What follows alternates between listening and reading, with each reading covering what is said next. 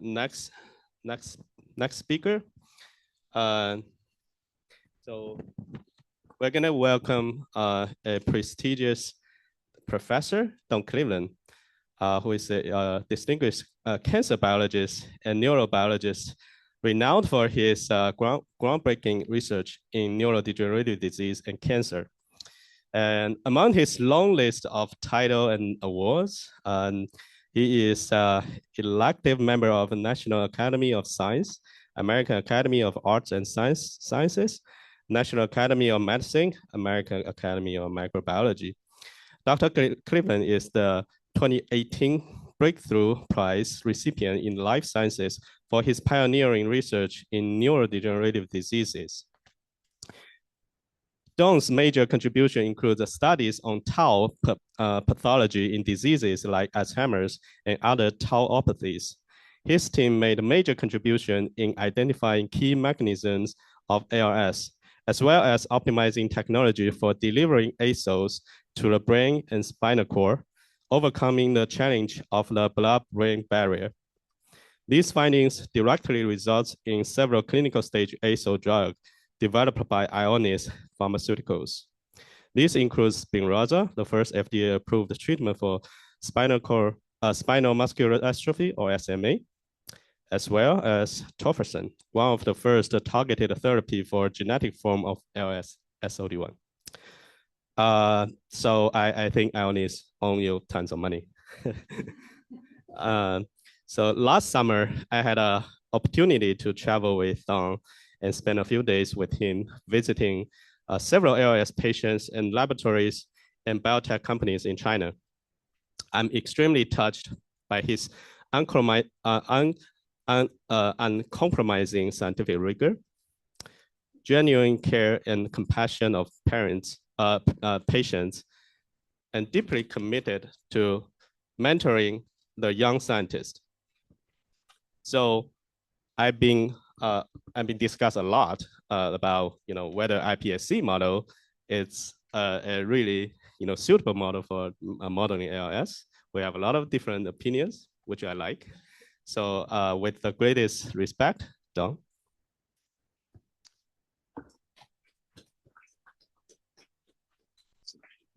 Yeah, so thank you for that. And what I thought I would do today, I saw the program and I thought for some of the young folks, even the ones at the corporate positions, I wanted the birth of the use of antisense oligonucleotides, or as I call them, designer DNA drugs, in the nervous system. So from beginning to the next ones. Okay, so that's what I hope I'm going to do today. So, and we started in 2003 with the then ISIS, not Ionis, now Ionis, and recognizing that actually for all of the major diseases of the aging nervous system, all the big diseases, Alzheimer's, Parkinson's, ALS, Huntington's, where there was a gene involved known to be causative or at least contributory, they were all widely expressed, some ubiquitously expressed in every cell in the nervous system. And indeed, it was then this two discoveries. The first one by Andy Singleton and his colleagues at NIH, who discovered that if you inherit 3 copies instead of 2, 3 copies of a completely normal gene that encodes alpha-synuclein, you will develop early onset Parkinson's disease. And that was followed by a similar discovery that if you, because of a recombination error, you inherit 3 perfectly normal copies of amyloid precursor protein, a gene encoding that, you will develop early onset Alzheimer's disease. So too much of a good thing. And indeed, and a therapy that would be directly on disease mechanism would be in those instances, would be to lower the level of production, because 150% is going to be disease causative. So we set out how can we do that? And of course, for this audience, probably everybody realizes, well, ASOs are going to be a way to do it. But if you have, and I apologize to you, an even younger audience, and they're young scientists, they're going to tell you use an siRNA or an shRNA, and you'll tell them, no, we're going to use something older, older, the idea that if you can make a single-stranded piece of DNA, easy to make, and then if you can get it inside the target cell so that it can pair with a target RNA inside the nucleus of that target cell to make an RNA-DNA hybrid, we can then exploit the presence in almost all of our cells of a nuclear enzyme, RNase H, which cleaves the RNA, but not the DNA in this hybrid. And therefore, it's a catalytic RNA destruction mechanism that relies upon a single endogenous enzyme that is present in almost all of our cells anyway. And over the years, the medicinal chemists, we heard a discussion of that earlier this afternoon, have modified both the DNA backbone and the 2' and 5' positions of the ribose sugar to produce the kinds of ASOs that are now being used in human trial. But it was actually a very sobering problem, was that if you dose in the periphery, by any mechanism that we know today, effectively 0% gets in the nervous system. So what we're going to do is to deliver it into the cerebral spinal fluid near the bottom of the spinal cord. And that's what you heard this afternoon, intrathecal administration. And we did that after we had failed to use pumps for continuous flow. We went to Medtronic, and their conditions for using their pumps were so unreasonable that we actually thought the whole project was dead. And then I got my big team together, 3 of us. You'll see them in a minute. The 3 of us, and one of us said, well, why don't we just inject it in and see how long it lasts? Because we should have done that right from the beginning, but we hadn't. And that's when we learned that these modified DNAs, that you can, the best of them, that you can get from single dose injections, you can get 3 to 4 months worth of efficacy, and that we didn't need pumps after all, that we would just use periodic dosing. Okay, so, and we discovered here in that if you do that intrathecal dosing, and this is work from, first part of it was from my team at UCSD, and now it's Holly Cortesewicz, who is the head of neuroscience at Ionis now, and a second publication from Ionis. Yes, if you dose intrathecally, you can hit almost every region of the non-human primate brain effectively, near the site of injection, but you can see all the way across, although you miss some very deep structures. So you can't get everywhere, but you can get almost everywhere. Okay, so, and the disease, yes, that we started with was ALS. Of course, you've just heard about that.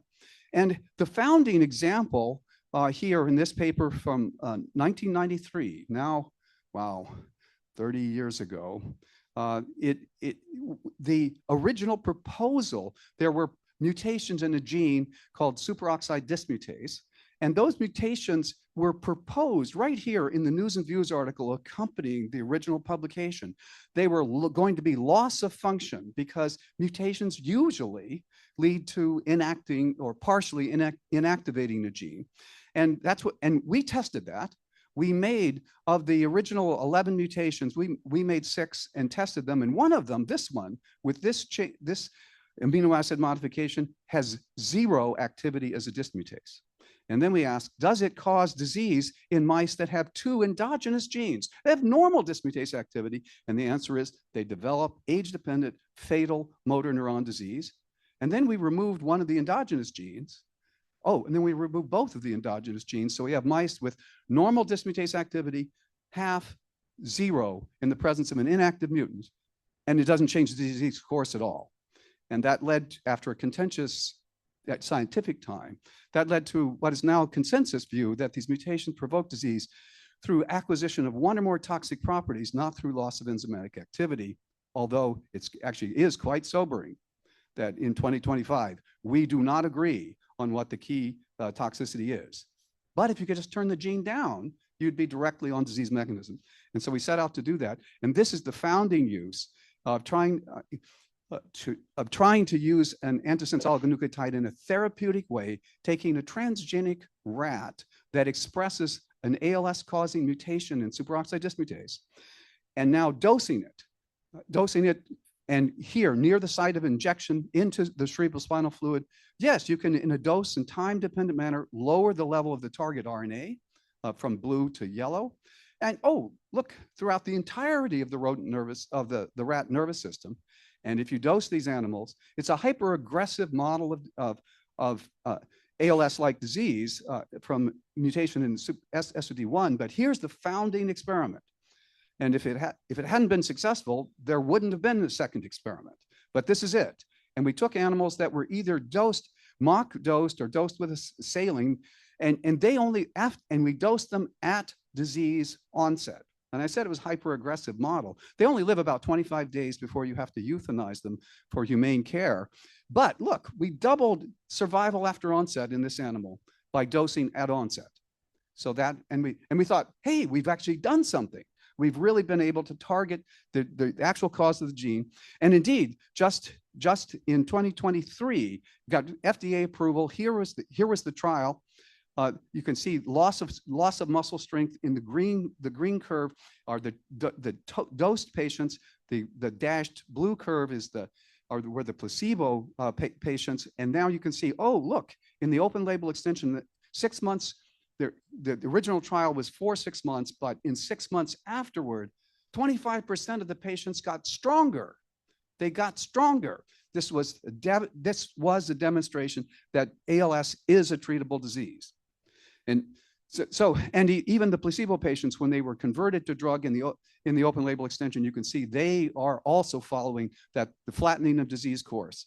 And we now need to follow these even more carefully, but there are anecdotal examples of individuals with mutations that really cause very rapidly advancing disease who have lived much longer than had been recorded by any of the clinicians I know, any of the neurologists I know. So and indeed, 2023 was a watershed year, in my view, for ALS, because there's evidence for SOD1 mediated ALS, and even in a second inherited cause of ALS, mutations in a gene called FUS, that work led by Neil Schneider at Columbia with a series of colleagues, including Sandrine de Cruz, who was here in San Diego at the time.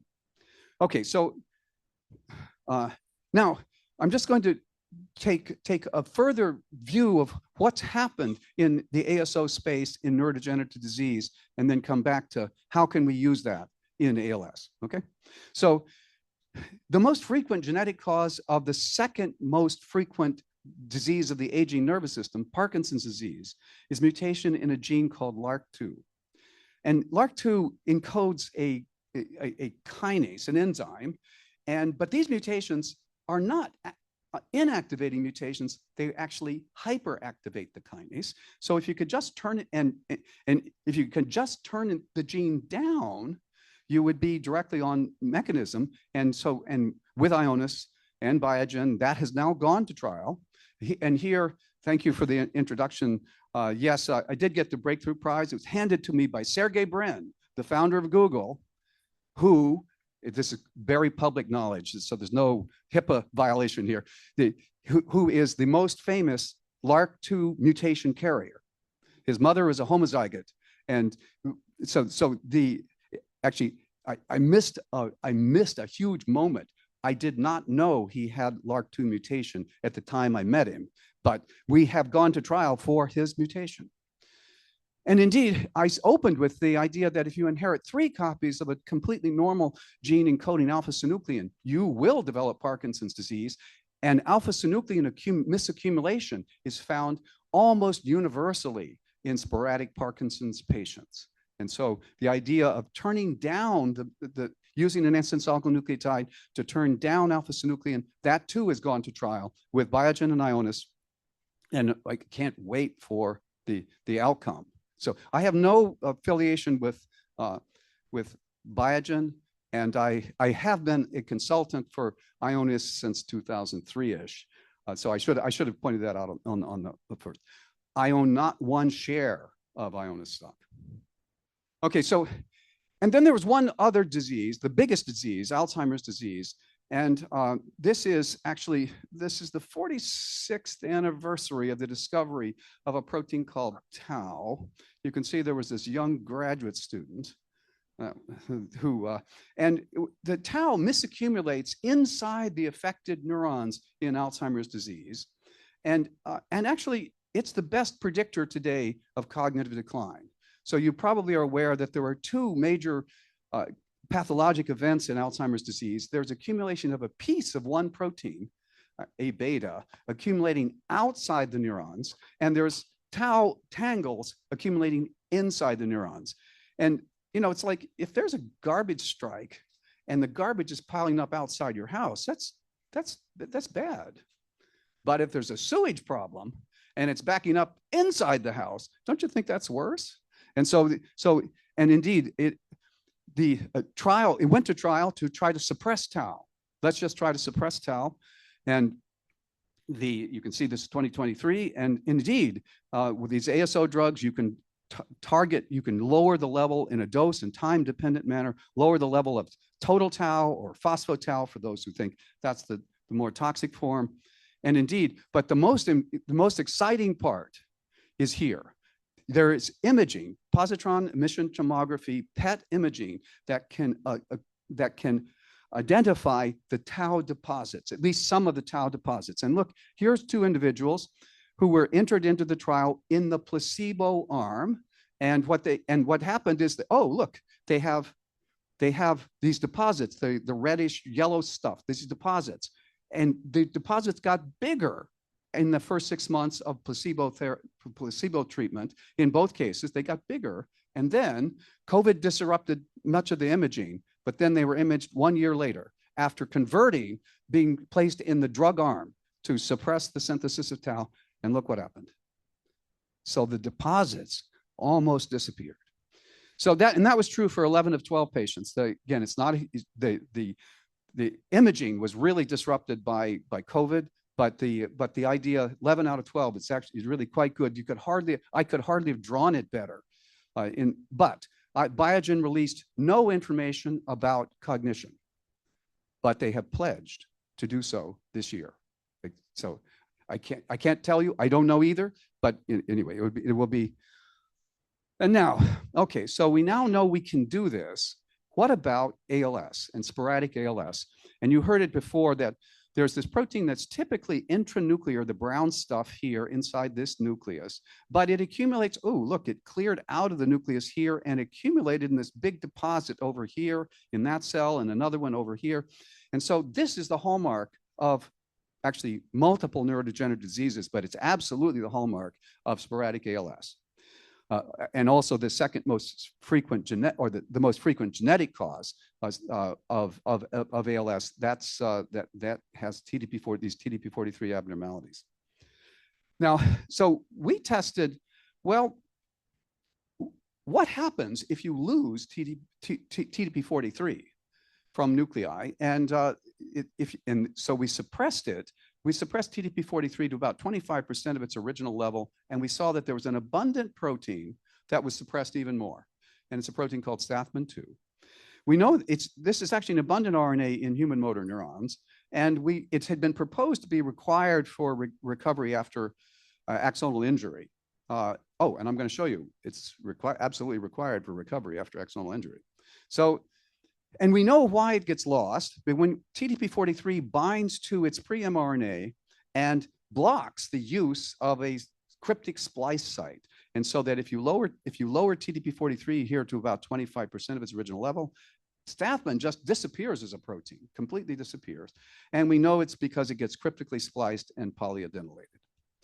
And indeed, if you ask what happens if you look at the Stathmin RNAs, here you go, exon 5, exon 4, exon 3, exon 2, in a typical RNA-seq experiment.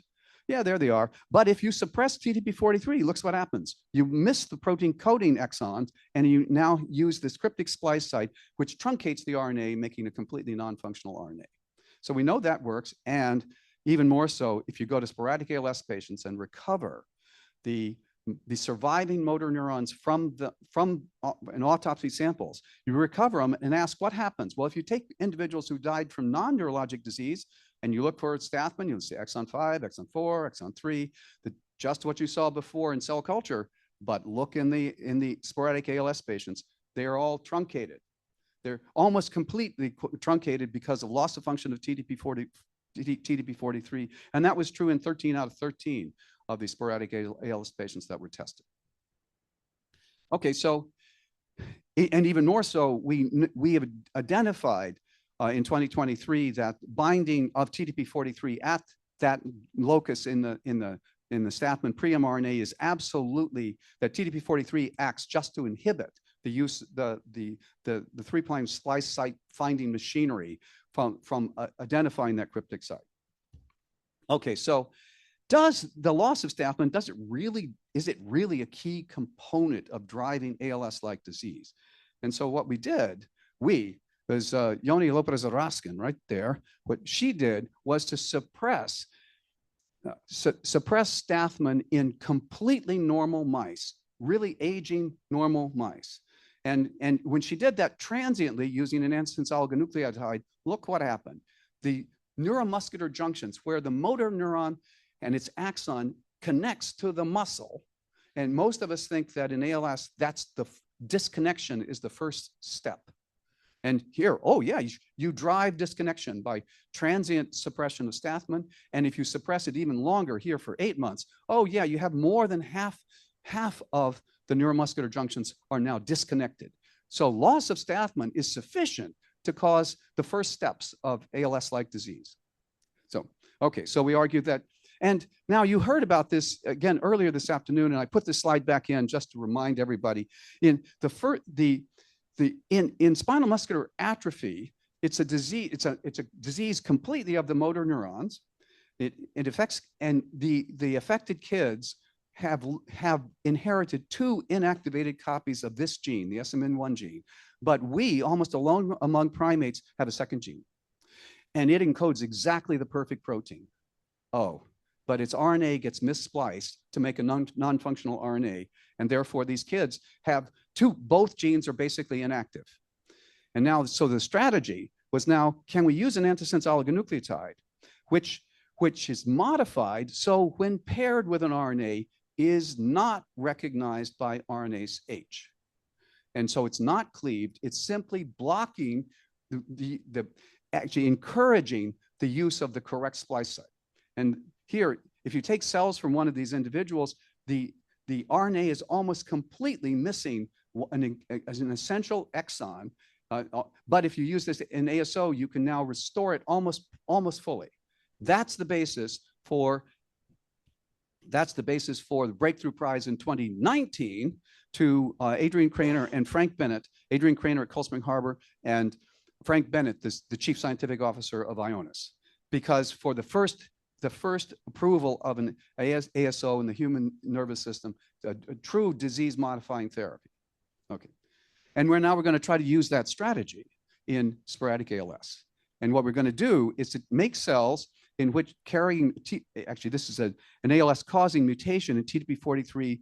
We put it incorporated into both copies of the TDP43 genes in human cells, and then ask here, by tiling with Ionis across this region, can we find ASOs which will block the use of the cryptic splice site when TDP43 is absent? And the answer is, well, you first ask, can you suppress the use of the cryptic splice site? Yep, you can suppress it in a dose-dependent manner, as you'd expect, with both the blue ASO and the red ASO. You can see they're positioned here. And even more importantly, they restore the correct level of the Stathman encoding RNAs here, starting from 50% of the normal level, bringing it back almost to 100% with both the blue or red ASO. Okay, so we think we have a drug that can restore Stathman even in the absence of TDP43. Is that functionally important? And so to do that, what Yoni and her colleagues did was to grow human motor neurons in these compartmented chambers where there's cell bodies are over here. They have their axons and processes into the distal compartment, and now you can intentionally damage them. You can axotomize them, cut the axons off mechanically, and now ask, can they recover? And the answer is, yeah, they can recover. If they're normal human motor neurons, they just recover beautifully within 24 hours. They regrow those damaged axons almost perfectly. Now,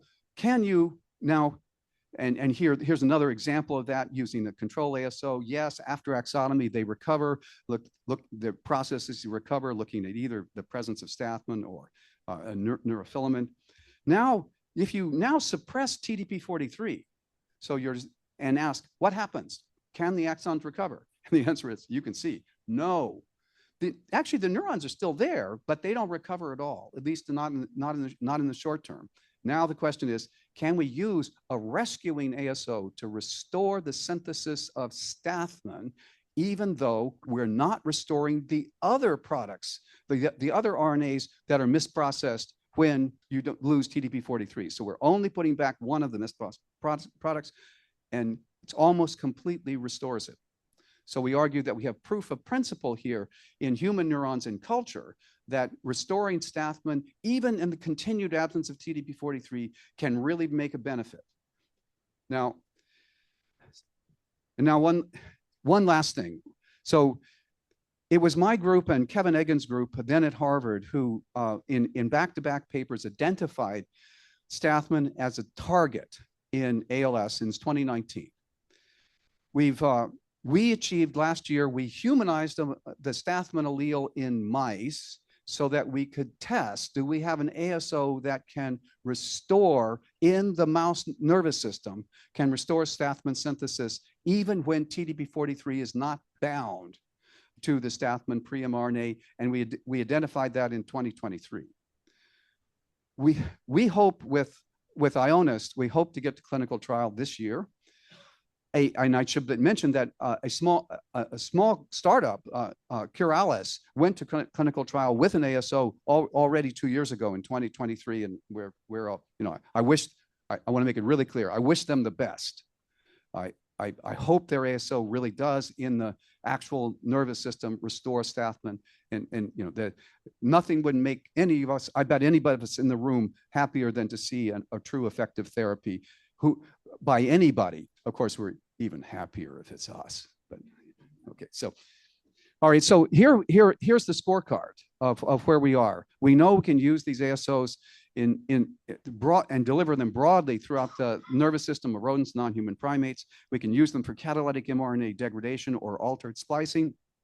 The best of them have very long efficacies. We know they're certainly commercially feasible, and they can be safe. You have to screen for the safe ones, but you can be. The first approval was in spinal muscular atrophy, 2016. Second approval from SOD1 mutant-mediated ALS in 2023. There are ongoing trials as I indicated, in Alzheimer's disease, lower tau, 2 in Parkinson's disease, one of which we'll hear about. There'll be a readout from the trial later this year. There were also 2 failures, and there were 2 failures in ALS. There was a target. The most frequent genetic cause is a hexanucleotide expansion in the gene C9orf72, and that failed despite lowering C9orf72 as expected. No clinical benefit, and the team, there's an intra-team disagreement about what is the source of the failure. All right, so there was another one in Huntington's disease, 100% genetic disease from dominant inheritance in the same gene. That too lowered mutant Huntington. Absolutely, and absolutely had no clinical benefit. In fact, possibly, and again, the overall collective effort, we do not agree on what was the source of the failure. Roche ran a trial, a 700-patient trial. They're running a second 350-patient trial, now using even a lower dose of that ASO and dosing only patients that were much earlier in disease. They're fearing that they just started too late, lowering the power to show at real efficacy. Okay, so that's where we are today. And I just have, yes, okay, so who was the we that I described today? And this is the founding quintet of the use of an ASO in the human nervous system. There's local neurologist Richard Smith, was absolutely adamant. Some of you have met him, you know that he's absolutely adamant and he without this, it would not have started. Tim Miller, who was a postdoc with me at the time, co-ran the clinical trial for SOD1. My my animal coordinator who did the surgeries to introduce these ASOs, and Frank Bennett, the chief scientific officer of Ionis. And the effort to identify Stathman as a target, a pair of postdoc fellows with me, Yoni Lopez Raskin, who's here, Zeev Melibin, now on faculty in Israel, and a pair of former of graduate students now graduated, and my long-term collaborator, Clotilde Lagier, and her team at MGH. Okay, so thanks very much.